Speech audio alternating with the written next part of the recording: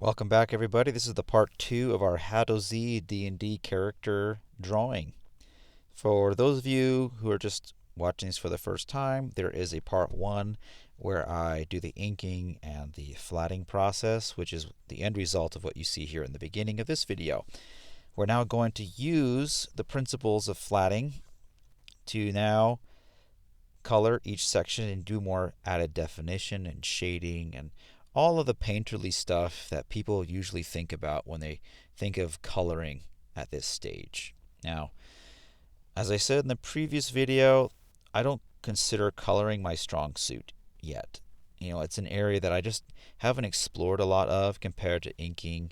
I love black and white drawings and I love the simplicity of it, but I also love what I've seen online and in comic books with professionals that really just have taken this medium to a whole other level with, I wouldn't say just digital, but just coloring in general. I think mixed media stuff and people's imaginations have really just gone wild, and I've seen amazing choices. I'll be happy to share some of my favorites in time with comic books I've read and things like that, which I need to get back on track with. I know, I'm sorry. I will explain more of that later.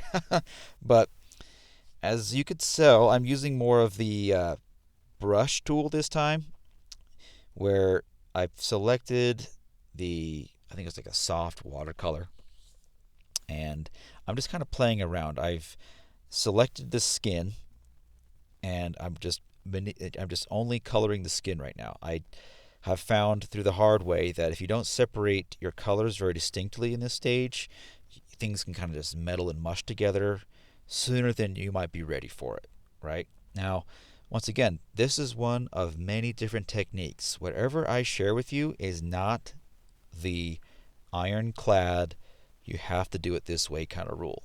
It's stuff I've learned, stuff I found that works for me for now. Now, I'm always learning, always developing new techniques, always, trying things out. So if you know of a better way, not only should you use it, I hope you share it with people, including myself. Feel free to say, hey, there's a quicker way to do this, and that's cool. I really want this to be something that you guys can take advantage of and engage with, that makes it useful for you and the community at large. Because a lot of us artists, or aspiring artists, there is always that one thing that is driving us crazy, like, I can never quite get this thing to do what I want it to do, but there's other areas we feel more confident in. And once again, I want to emphasize the word confidence. Confidence is not always competence or competency, all right? You could be very well confident in something that you may not even know that much about, but your confidence can kind of fill in the gaps. So, for example, I don't typically do a lot of in color detail types of drawings. One, because it's hard for me to find the time right now. Quick cartoon stuff, that's more my jam right now. But it's kind of come at a cost. I haven't been able to do it very much, and I feel like my skills have taken a hit as a result. So I feel that, I guess what I'm going through, what I'm trying to say right now is you got to kind of just go for it, right? If you don't know all the steps, well, just put yourself in the position where you can at least pretend, put in some false confidence if you have to just try it. Because odds are, if you get out of your head long enough, you can do it. So, real quick, this just showed the separate layer I did for the shading part. So I've kept my flatting part separate, and I select the parts on that layer I want to color, and then I have another layer on top of that where I actually do the shading. Okay? That's a personal choice because it allows me to quickly select pieces like the armor versus the skin versus the clothing in a very quick way. And if I ever want to go back, it's not like I have to start all over again, right? If you're only working from one layer, you might get more frustrated. But at the same time, from the pros and people I follow and listen to, like Adam Hughes, they hardly really use a lot of layers. In fact, they caution you not to use too many layers because, one, it could slow down the computer, and honestly, it's just not as efficient. It gets to a point where you can have only so many layers before you're just kind of getting in the way of yourself. You want to have just enough layers to get the job done in a timely fashion that makes sense to you. For me, I like having things separate enough so that I can quickly get in and shade certain parts without having it mess up other parts. Once again, this is my current process, but I feel like it's working pretty well. So I like to go in with some more shading at first, and then I do the highlighting after, because I feel like the shading part is something that can really help punch it and define shadows really quickly. And then the highlights are like those small little flecks of detail you can pop in here and there to show where the light is hitting. Okay? So I'm doing this again with the pants. So just doing my shading part, starting dark and doing the mid-tones, which is really just one brush, same color. I just apply different pen pressure or pressure, pushing down, right? Kind of like on a brush, right? The more you push down on something, the darker it usually gets. The more ease into it, like the lighter you go, the lighter it looks, so to speak. Okay? So the same technique, just in a digital format. Okay? And then, as I kind of start doing some more broader strokes, sometimes I'll make the brush size bigger just to do a quick wash. One of the things I think I use too much of is Control Z. So, if you're guilty of that, I get it. It's a very, tempting thing to use. Once again, tips from the pros I've read, they really caution you against using Control Z, because that can really gum up the process. And really, in all honesty, with my caricature work, I have found that not being able to erase makes me more creative and makes the drawing look more engaging. And I have more confidence. Once again, there's that word, confidence. And that translates into the work. Like right now, I've approached this piece, anxieties and all, with that confidence of like, you know what? I'm not maybe the most professional looking colorist, but I'm just going to dive in and pretend that for a second I know what the heck I'm doing and just have fun, see what works, and just trust my gut. Just trust my decisions and not overwork it to death. Okay? There's so many pieces I see online of really good stuff that, oh, stupid little alert. Oh, so annoying. But when I see pieces online that go, wow, like this piece could have really been so good if they just stopped halfway through. They clearly went this and they worked it to death. And you don't have to do that, right? Once again, there are those that spend hours on a drawing, but they also have a process. And there's a reasoning behind it. They're not just always going back and second guessing themselves. There's a difference, okay? There's a buddy of mine who just finished his comic book series, Anthony Wolf. He can draw photorealistic drawings with graphite. It's awesome.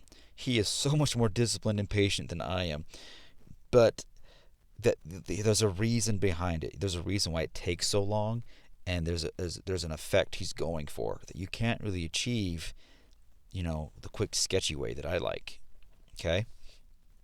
So as you're doing your pieces, as you're doing your drawings, think about that. Like, what is the purpose of this drawing? In this case, this is a D&D character for a client that this is his character that he's created. It's kind of, a little loosely based on him and his likeness.